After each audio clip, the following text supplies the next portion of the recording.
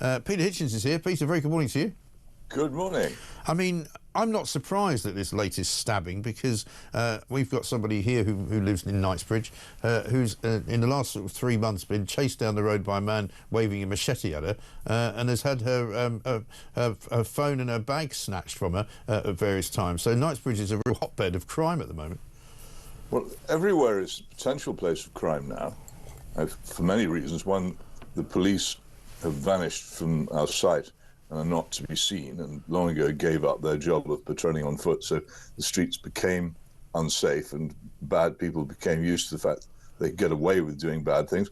And on top of that, there's the crazy licensing of electric motorbikes and electric scooters, which is perfect. All of them are unplated, so you can't trace them, and able to weave off into alleyways and back streets at speed. A perfect vehicle for the mugger and the telephone snatcher and all the other kind of people who range through our streets. And also the complete failure of the police to do anything about the spread of the highly dangerous drug marijuana, increasingly associated with severe mental illness and violent crime. So the streets, even Knightsbridge is not immune from this. I don't see why it should be, obviously, because given the number of wealthy people who might be seen around there, it offers targets to the wicked. Pickings, so I'm not surprised. We don't know anything about this case, but all those things together simply make it more likely that anybody will be a victim of crime if they expose themselves to the street. And that's what we are becoming, and it will, I'm afraid, get worse. Everything I read this morning gave me a strong impression that we're living in the final years of liberal Britain and liberal Europe. None of it works. Yeah. Crime increases. People are being paid to stay away from work. Our borders have ceased to exist. And when Prince Charles says there's no border between France and Britain, he's right in a way. If I go to the Eurostar terminals, go to Paris, and suggest that I can go to France without showing my passport, I don't think the French police are going to pay much attention to the King and his remarks. But if I turn up on the French coast, determined to take a rubber boat to England, and I will get there as far as I can see, because there is no border to that extent. The whole of Europe has become borderless, which is itself a lawless act promoted by the European Union for many years under its Schengen Agreement, and now leading to almost total chaos. So we have those things happening, and we also have an economy which is out of control, and we're spending so much money that we're, as I constantly point out to people, we're actually raising tax to pay interest on our loans, and then we're borrowing more money to pay interest on those loans. These are the actions of someone well down the road to bankruptcy.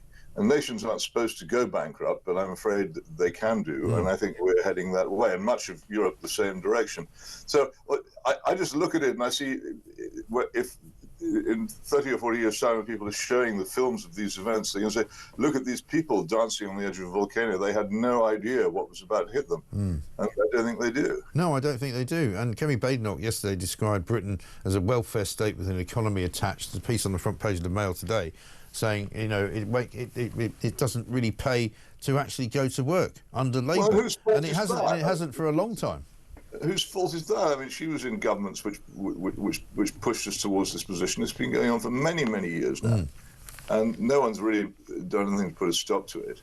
And the ridiculous acceptance of all kinds of subjective complaints as real diseases hasn't helped either. So here we have it, and there is no coherent, serious opposition to it. So we will continue to hurtle towards whatever strange fate lies in store for us. Yeah, because it doesn't add up, does it? Because at the end of the day, if you end up with more people on benefits of one kind or another than you have of people paying tax, and as more and more people leave the country, that becomes a smaller and smaller number. The sums simply don't add up, and there will come a time, I think, because we've seen it before, haven't we, in the 70s, where international rescue needs to come in to kind of help us save our economy, because nobody will lend us any money anymore. We're much worse off now than we were. I mean, the level of indebtedness is about 4 times as great as it was in the 1976 crisis. So even if the International Monetary Fund came in and imposed all kinds of things upon us, we'd still be much, much worse off than we were then. We learned no lessons from the experience. On the contrary, we decided to do it again on a bigger scale. And here we are. And the idea that these things can happen endlessly without consequence, that the borders can be open without consequence, that mass immigration can continue without consequence. It's not true. There will be consequences, and we will shortly be facing them. Yeah, definitely, no question. And meanwhile, back to the future, we get another junior doctors strike, because you could have predicted this, couldn't you, last year when Wes Streeting gave them 22%. Now they're coming back for 29%.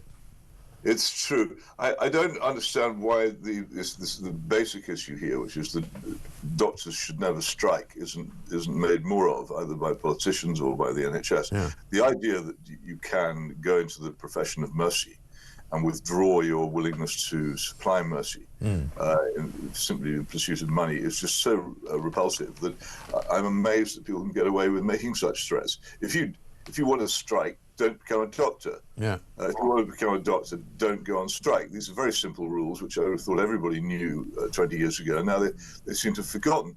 It's another of the things that are going on. There is no commonly accepted morality in our country.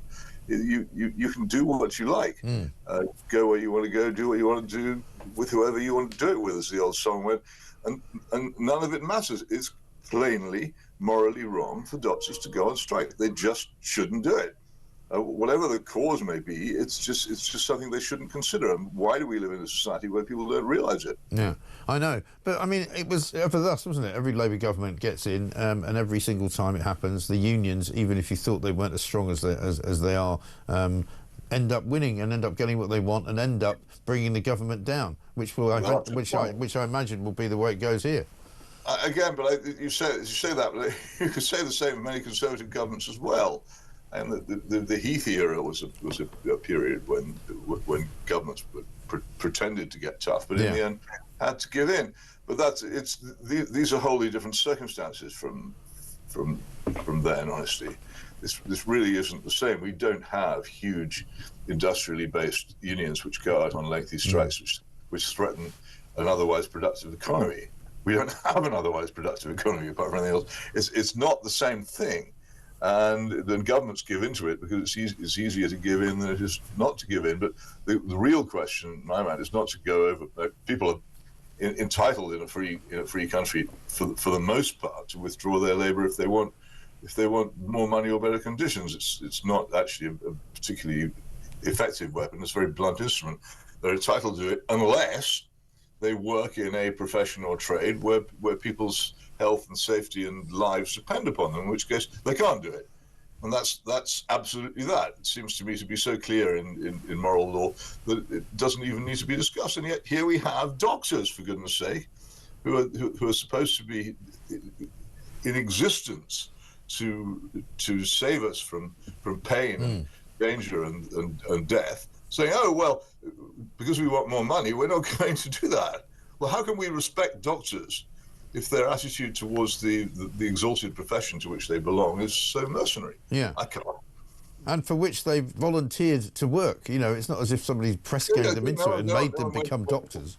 Went around with a huge fishing net and scooped them off the street and said, you've got to be a doctor now. I thought of you when I saw this piece of breaking news today, because it may be another nail in the coffin of the postal service in this country. The Royal Mail apparently will be allowed to scrap Saturday deliveries for second-class post and switch to an alternate weekday service instead. I'm not sure what that means. I presume it means they're not going to deliver post on a Saturday anymore. Well, it means the slow death of the second-class post. But long ago, the stripping away from the post office of its monopoly on profitable activities meant that this was going to happen. And it was all part of the privatisation frenzy, which I'm afraid most of us foolishly applauded at the time without realising the implication. This is what happens. I'm reading at the moment a very interesting biography of that fascinating politician, Ernest Marples, the man who wrecked the railways. Yeah. When he was running the post office as Postmaster General, when it was a government department, it was highly profitable. It was one of the most profitable places in the country, a very secure point of employment, provided bank accounts for most people who couldn't otherwise afford them, and delivered huge amounts of letters on time. But that was because it could cross-subsidize itself. Everything, all the parcels and all the express mail that had to be carried, all had to go through the post office monopoly, so it could afford the largely loss-making and inconvenient services, which it's now left with, and can't afford, because all the profitable bits have been stripped away. The only way it can make money now is by becoming less and less of a service to the public.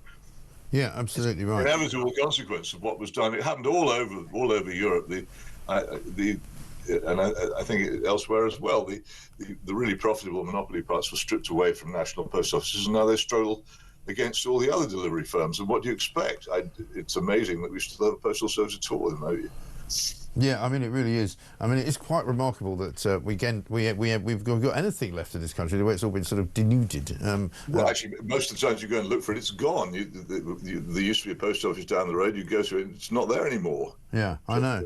It is absolutely ridiculous. There's all kinds of other public services, and I live in a part of the country where there's still a reasonable level of public service, but in a lot of places you just can't find things like doctors and dentists, and post offices are far and few between. Railway stations, bus services, you name it. It's all being withdrawn. Yeah. Because we can't, as a country, afford it anymore because we spend so much money paying interest on our colossal debt. I know, it's not great, is it? Peter, thank you very much indeed. No, it isn't great. And could I just bung in something else, because I have an article in Daily Mail about the latest attempt to strangle the jury system on the basis it'll make the courts more efficient. And this is such bilge. Courts are inefficient because the government's been closing courts down. And add to that, of course, the huge backlog they built up during the COVID panic. It's not because the juries spend too much time deciding whether people are guilty or innocent. It's because it's a very inefficiently run service, which has been deliberately run down by the government over many years. And now they try and blame juries, which are the only feature in it which protects us from what is basically arbitrary power. If you don't have a jury in a court system, then basically a trial is just a room full of people deciding how long to send you to prison for. Yeah. And the juries are weak enough as it is, and I really do think there should be more outrage against these latest. And I can't tell you how many of these reports there have been over the past 40 or 50 years saying, "Oh, juries are a nuisance; they should be cut back." Why is it? Why is the jury such a target of Whitehall reports and of politicians? Because they can't control it. Read my article in the Daily Mail today, and you'll see why. Yes, I will. Thank you very much indeed. We'll get that out. Peter Hitchens, columnist of the Mail on Sunday.